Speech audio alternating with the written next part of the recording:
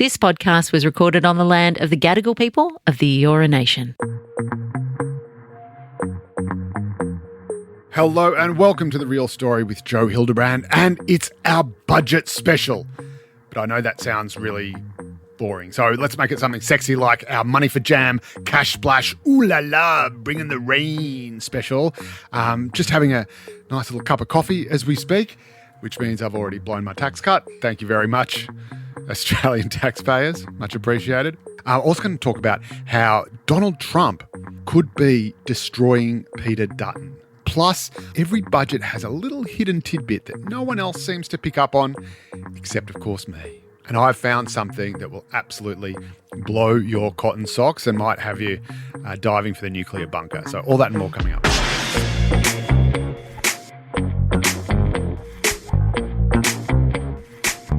So first up, we can't ignore the budget. It's big, it's important, and a lot of people's eyes just glaze over when they hear about it, but not your ears. Your ears will remain unglazed because I'm going to take you deep into the bowels of the lockup. Now, the lockup is what they do to journalists, which I know a lot of politicians would like to do to a lot of journalists every day of the year if they could. But they lock everyone in a room. It used to be just in Canberra. Now it's in various newsrooms around the country with a whole bunch of Treasury officials that monitor them. And they are deprived of their mobile phones, all communication with the outside world, and they are not allowed to leave the lockup until the Treasurer is on his feet in the Parliament on budget night, and that is usually 7:30. But if the Treasurer does not get on his feet, he has to be on his feet, standing up. If he's not on his feet until 7:31, you are not allowed to leave. This means, for a seasoned professional, this means you want to get into the lockup as late as possible, because once you're in there, you can't leave. So all the little nerds, all the work experience kids, all the cadets, they get in there at 1:30, go, oh my God, it's so exciting. And by about 2:30, they're starting to regret that decision. And that's when all the older hacks like me wander in. Anyway, my job for the lockup was to decode the Treasurer's speech, as I often do. And this is where some of the art of politics comes into handing down the budget. It's not just dollars and cents. It's not just how much money you're getting in your pocket or whether there's going to be a surplus or a deficit. It's about setting the national mood and telling Australians how they should feel without actually telling them how they should feel.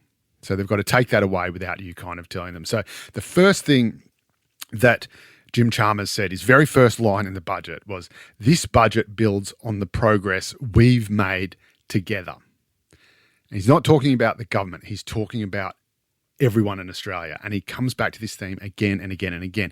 He says the things that you have done, all of us as Australians, this is the progress that we've made and this is the budget I'm handing down. Now, why is he doing this? Well, he could just come up and say, listen, we've listened to what you said. We know you're suffering, and this is what my government, our government, the Albanese Labor government is delivering for you. You're welcome. But he doesn't do that. He makes it sound as though this is something that all of us, every single Australian, is actually in on. Now, why is this a smart thing to do? Well, by sharing the credit with everybody, even though, of course, normal Australians aren't sitting down saying, oh, I think I'll give myself a tax cut. Thanks very much. But by sharing the credit with everyone and saying that you've done all this, he's basically rendering the budget critic-proof. And look, don't get me wrong, there were people lining up with brickbats to belt it as soon as it was handed down. There always are. But by setting the agenda, saying this is what you have done, this is everything that you have done is coming out in this budget. This budget is the sum product of all your hard work and sacrifice. Well, in the back of their mind, the average Aussie can't say, well, that's a shit budget, because then you're actually devaluing everything you've done. So it's making you have a kind of ownership of the budget. And that means if you're belting the budget, you're kind of belting yourself. You're saying, oh, I didn't work hard enough. I haven't delivered enough. No one wants to think that. You want to think, yeah, I have sacrificed. And now things are getting better. Thanks. Yeah, I did do this. This is great. I am responsible for that tax cut. So that sets the tone for the entire speech. And then, of course, his very second line, the second sentence is, it's a plan to help with the cost of living. Well, duh. Of course it is. Like, what else is it there for? What else is any budget there for but to help with the cost of living one way or another. And of course, everyone knows there's a cost of living crisis. This is the number one issue, daylight second, in the election campaign, which is about to be called in a day or two, possibly even by the time you're listening to this. But he has to say that because he has to show that he is 100% focused on this, even if it is completely obvious. And of course, he has, a campaign team already assembled, the ALP election campaign team already assembled, saying you have got to talk about the cost of living all the time, all the time, all the time, all the time. Never talk about anything else. You talk about anything but the cost of living. It sounds like you don't care about the cost of living. And that means that everyone who does care about the cost of living, which is everybody, is going to think that you're out of touch. Remember the voice referendum? No? Good. Okay. Let's just pretend that never happened. And so it goes on and on and on. He talks about volatility overseas, and a lot of that is about Donald Trump, obviously, but he doesn't mention Donald Trump. Donald Trump is the love or the volatility that dare not speak its name. Talks about the volatility overseas. He says all these things are, all the bad stuff that's happening, that's beyond our control. That is stuff that other people are doing. We're not going to say who they are, but you know who they are. Nudge, nudge, wink, wink. And China, they're still bad. And Putin is invading Ukraine, and that's destroying everything for everybody. There's nothing we can do about it. Terrible. All that bad stuff, that cost of living crisis, that inflation, the global uncertainty, none of that's our fault. That's all beyond our control. Can't do anything about it. But all the good stuff that happens, any good luck that comes along, like people basically not spending any money because they can't afford to, that's the result of our good economic stewardship. So everything good that happens is the responsibility of the government, and everything bad that happens is beyond the government's control and not its fault. And for that, you need to just imagine the scene in Good Will Hunting where Robin Williams grabs Matt Damon and says, "It's not your fault. It's not your fault. It's not your fault." That is what Jim Chalmers wants the nation to do to him. It's not your fault, Jim. It's not your fault. That whole cost of living crisis. And then he closes the entire speech. And this is a very interesting one. He says, the plan at the core of this budget is about more than putting the worst behind us. It's about seizing the best of what's ahead of us. Now that is soul-stirring stuff. That warms the cockles of your heart, doesn't it? But of course, what he's saying is, don't think about everything you've been through. Don't think about all that shit that you had to wade through to get here. And don't even think about here. Don't even think about where you are. Just think about where you could be. Just think about how good things could be in the future. Close your eyes. Go to your happy place. Just imagine that. Picture that. Maybe it's you on a lilo in a pool somewhere while it rains $20 bills. Just think about that. And then say, thank you very much. We'll re-elect the Albanese Labor government for a second time.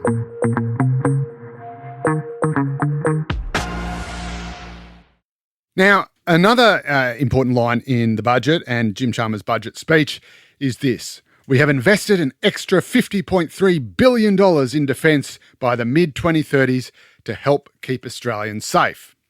And that is all very true. But what he doesn't say is what he's keeping Australians safe from is Donald Trump.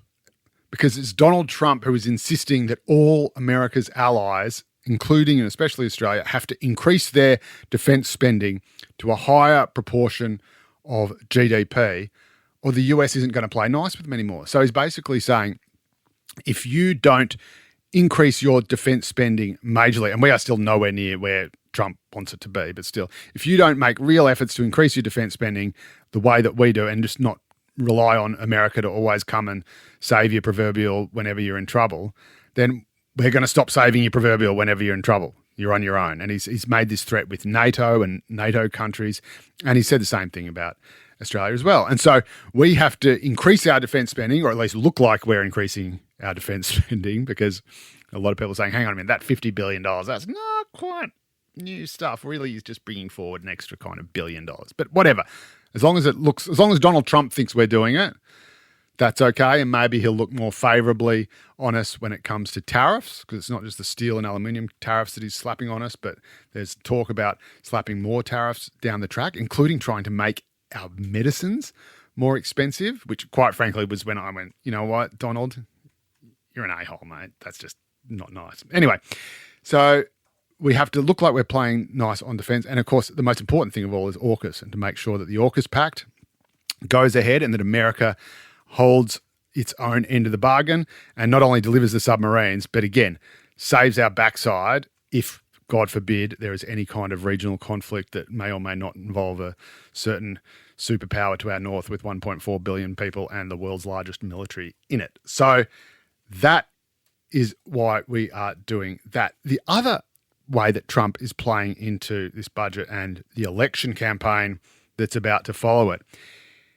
is that he's making Trumpism in Australia suddenly pretty unpopular. The right is now splitting over whether or not Donald Trump is in fact the answer to all the world's ills. There are plenty of people who were cheering him on like there was no tomorrow in November. And then suddenly when he turns around and says, no, you don't get any exemptions. Sure, Australia, you came to our aid in Vietnam. You came to our aid in Iraq when even, Britain wouldn't in Vietnam, when even France wouldn't. Australia was there fighting and dying side by side. But no, we're still going to slap tariffs on you as though you were any other country. People go, hang on. Doesn't seem, I thought we were friends. But no. And of course, Trump's attitude towards Vladimir Putin and cozying up to him and seeming to take Russia's side in its invasion and illegal war with Ukraine. It's got a lot of people saying, hang on a minute, Andrew Bolt, one of the grand old men of conservatism in Australia, is saying Donald Trump has completely lost the plot. And of course, who is one of Peter Dutton's biggest supporters? Andrew Bolt and others.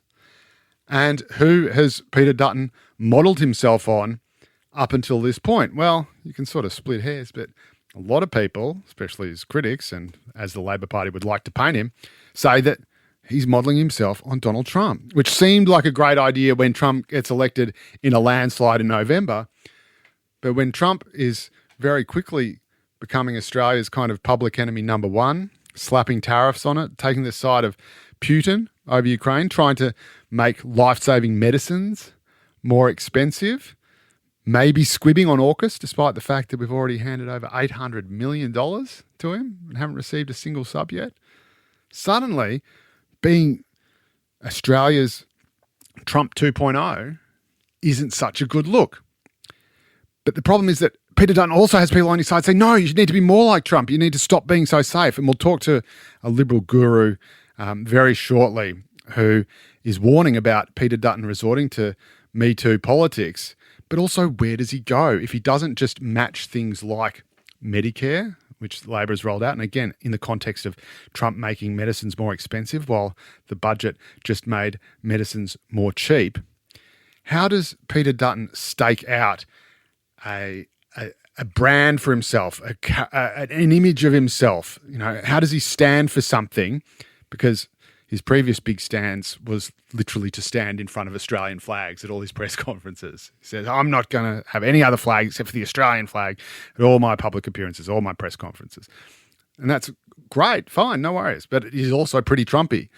How does he stake out who he is and what he stands for without looking like he's a pale imitation of a bloke who's suddenly gone from being, the best friend and the second coming of the new right to being a bit of a pariah? How does he do that? And if he doesn't do that and says, no, I'm just a sensible centrist, normal, everyday Australian with mainstream Australian values, and no, I'm not cruel and not mean and tricky, and that's why we're going to support Medicare and that's why we're going to support the Powerball rebates. Well, then how does he not just end up being a pale imitation of the Albanese government? So Peter Dutton is kind of caught in the middle of being a bit like Trump or a bit like Albo.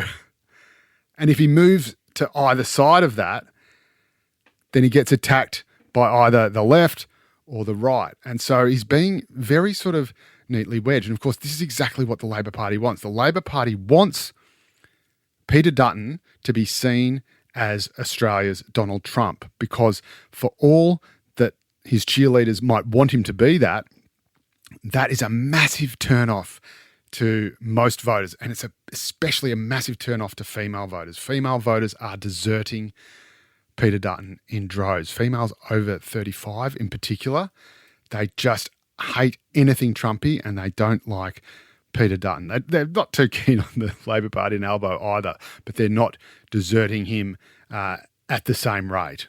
And that's a big, big problem. And this includes, of course, Liberal voters, soft Liberal voters, moderate Liberal voters who support the Liberal Party as it is or as it used to be in Australia, but are very, very scared of Trumpism coming in. And that's coming up in focus groups and research that's being done by the Labor Party, that's also being done by independent groups, all of which I've been privy to. So this is something that Peter Dutton cannot afford to embrace if he's to have any hope of winning over mainstream Australia and any hope of winning back teal seats that the Liberal Party lost the last time round. But of course, if he leaves all that to one side, he's still getting attacked by his base, the sort of people who like Peter Dutton and hate Malcolm Turnbull. He's getting accused by them of standing for nothing, of just doing Me Too politics and not actually having anything to stand for at all. So that looks like what's happening. We'll all find out in a few weeks when Albo calls the election, which he may have even done by now.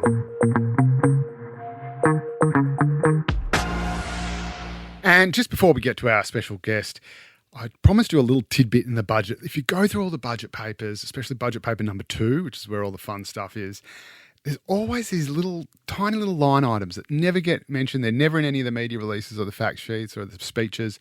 But you just think, wow. And it just gives you an insight. This is why I find budgets just amazingly interesting, because it just gives you an insight into the scope and complexity of government. There is just so much stuff going on, and there is just so many tiny little details that you wouldn't even think of. And then you see one like this and you go, whoa, that sounds pretty interesting. So here is a line item in the budget. It's buried on page 76 out of 93 pages in budget paper number 2. And it reads as follows, and I quote, "Funding to upgrade the Australian Centre for Disease Preparedness to continue its biosecurity functions consistent with safety standards. The financial implications of this measure are not for publication due to commercial sensitivities." So that's basically Wuhan there. That is our Australian Centre for Disease Preparedness to continue its biosecurity functions consistent with safety standards. You know what? I'm glad they're consistent with safety standards, and I'm glad they're getting the funding, even if it's not for publication.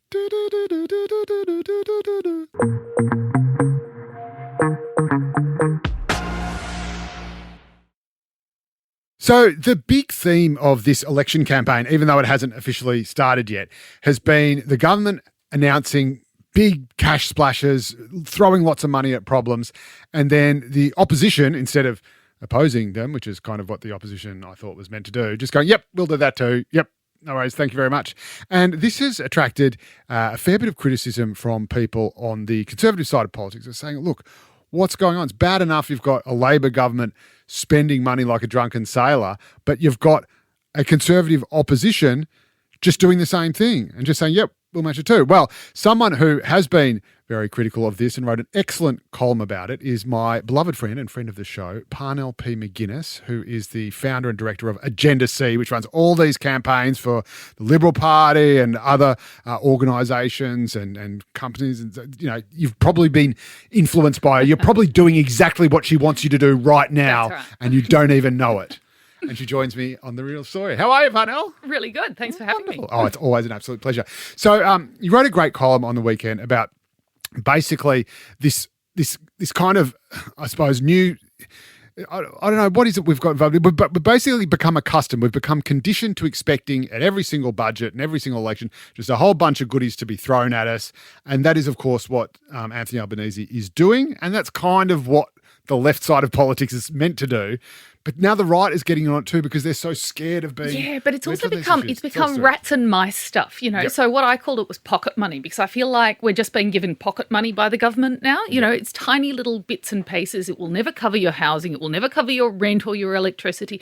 But it's just a little bit here or there. And the problem is that what's happened now is the reason both parties do it is because it's used as a political wedge. Yep. So if one party does it and the other party doesn't, it's so popular with voters, like 80%, over 80% of voters think that this is a good thing. It's so popular that the other party has to do something. So essentially you can say, Albanese gives you a couple of $100 towards your electricity, and if the coalition doesn't, then he can say, they want you to go without heat this winter. That's right. The reason you're paying more for power is because of Peter Dutton in the coalition. Exactly. Who blocked it. The other perfect example of that, obviously, is the $8.5 billion they're spending on Medicare to increase bulk billing rates. And of course, they know that the Achilles heel, if you like, or the boogeyman at least for the coalition is Medicare, because the Mediscare campaign in 2016 nearly knocked off the government after just one term. Malcolm Turnbull, even on election night, thought he had lost in his quite famous petulant speech. So they say, all right, we're going to spend $8.5 billion on Medicare, which is kind of, I thought, an answer to a question no one had really asked. That's right. But of course, as soon as they do that, they say everyone's got to pay attention. Oh, Medicare, what's happening with Medicare? And Peter Dutton and the coalition, you can almost see them sitting down and go, holy crap, what are we doing? They're going to do it again. And if we don't back it to the cent, they say, see, you're killing Medicare. Exactly. And this is the thing. This is parties playing to what was once labelled, I think, by Crosby Textor, masters of the dark arts and the not so dark arts. But what they once called it equities, or that's how they refer to it. So electoral equities are the things that your particular party is strong in. And of course, the other party's equities are the things that they're strong in. So for Labor, the equities are health and, all of the care. I always just call them battlegrounds. They're just giving it a fancy name. Well, that's right. Essentially, that's how campaigns agencies often work. We've got a really clear idea about what's happening here, and we're going to explain it to you in a way you're never going to forget. But it's quite a useful concept, right? Because because you sort of start to see it then when you look at what they're doing, you start to say, oh, right, so Labor always wants to talk about health ahead of elections and prefers not to be talking about the economy if it possibly can. Whereas the Liberals do the reverse, because one of their equities is economic management. Yes. Now, Jim Chalmers has been doing a heroic effort of trying to turn things around for Labor, trying to make the economy one of Labor's equities, which is why he always uses his messaging about stronger economic managers and all of these words. Heroic, and yet people still haven't bought it. So it still shows up in the polls that people think the coalition are stronger economic managers, but they also think that the Labor Party is going to be better on health and social welfare and things like that. Yeah, exactly. Yeah. And this brings us to, I suppose, the rub, doesn't it? So Labor wants to talk about Medicare, $8.5 billion.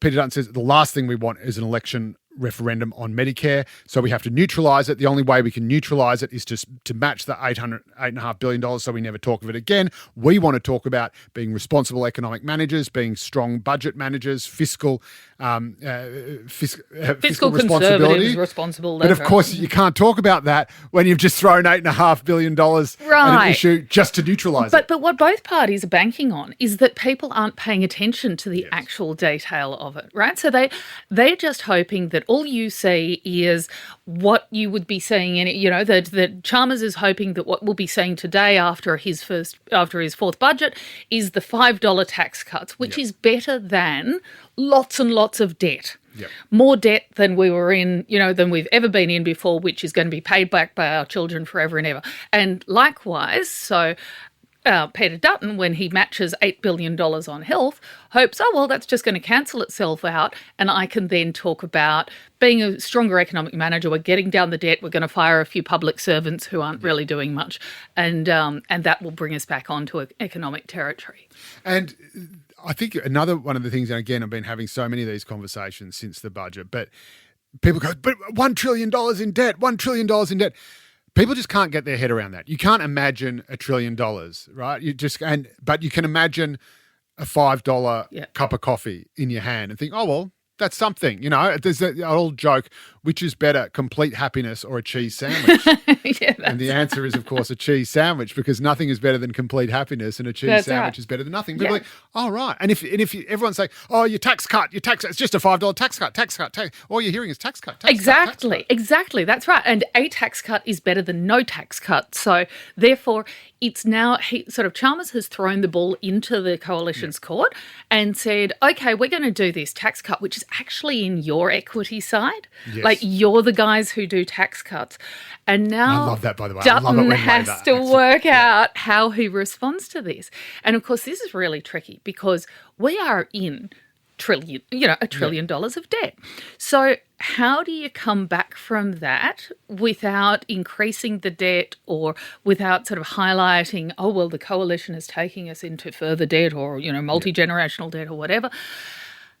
This is going to be the intriguing thing. Well, this is why I brought you here, because you are the master or the mistress of this sort of campaigning and messaging and getting people to think what you want them to think about your brand or your party.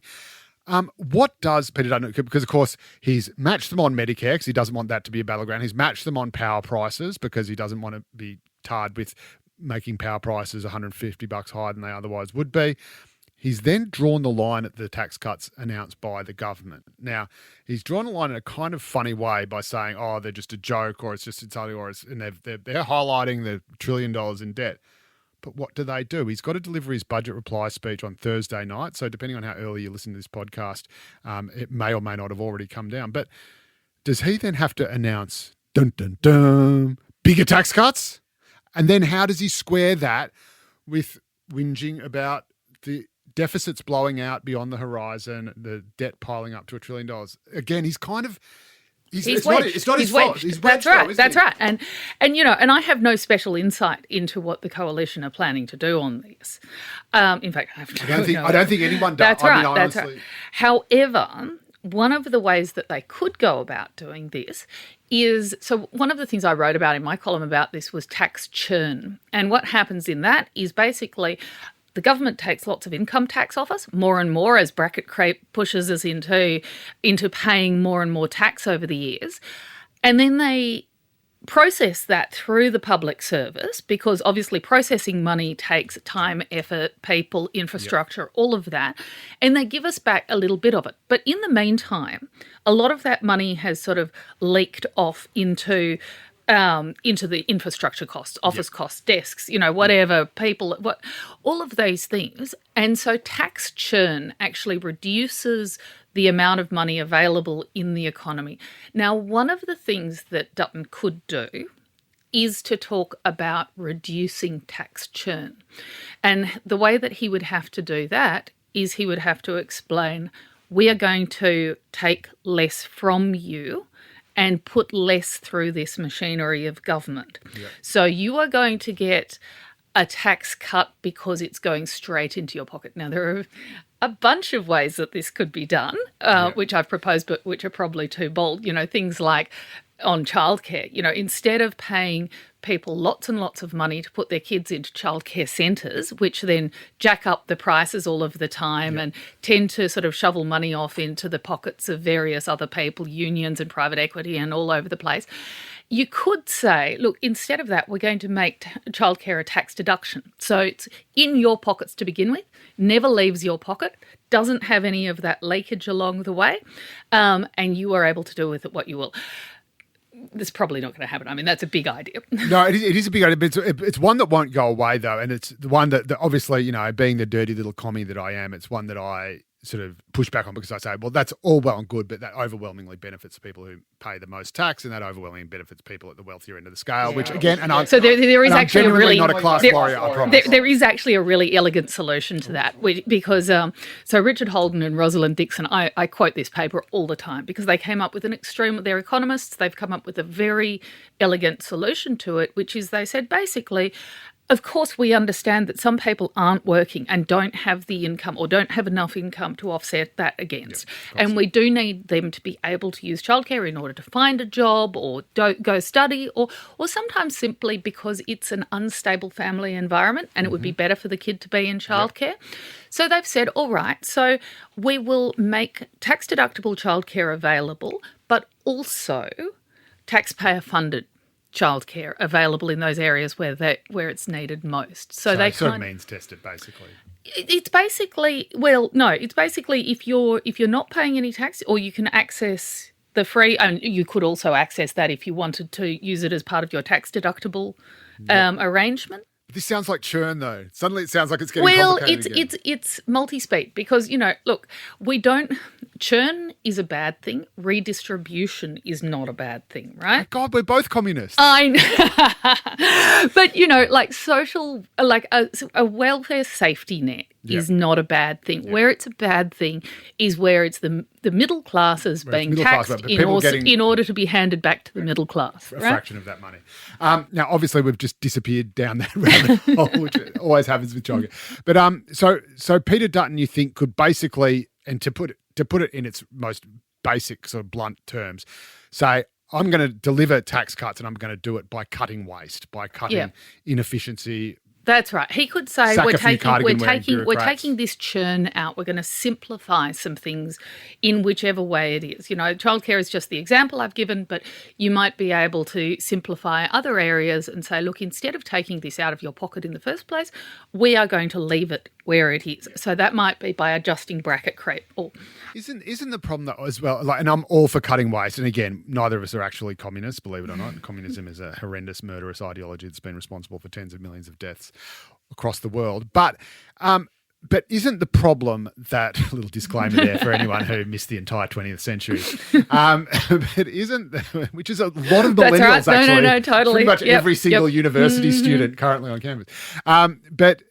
But isn't the problem that, yes, you can cut all the waste and yes, you can, I mean, for example, and you'll say that Labor's not trying enough, but I think they found $2 billion worth of waste in this budget. There's talk about, the extra tens of thousands of bureaucrats in Canberra. But even if you took all that money, that still wouldn't get to your $17 billion for these tax cuts, which is just 1% cut per year over 2 years. Yeah. So 2% in total of just one income bandwidth, the lowest income bandwidth. So even if you cut all that waste, you still don't quite get there, do you? Well, unless you say, look, we are just going to stop bracket creep, like ideally forever, as other countries have done. But, in the past, governments have said we would basically just we are going to stop indexing the tax rate to inflation.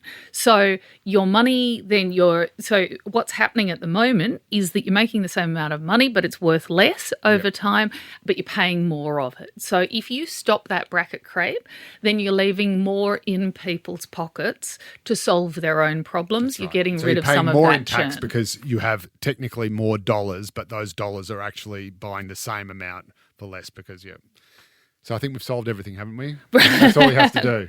That's all that he has to do is the worst thing that you can ever say in politics because, of course, that would be great, but then he has to explain it. And how does he do that? Because I feel like we did it as well as any human being could possibly do it. And it's still pretty confusing. Exactly. And this is the thing, because what we're looking at now is not just what's on the front page of the newspaper the next day, but what are people picking up in influencer land and so on.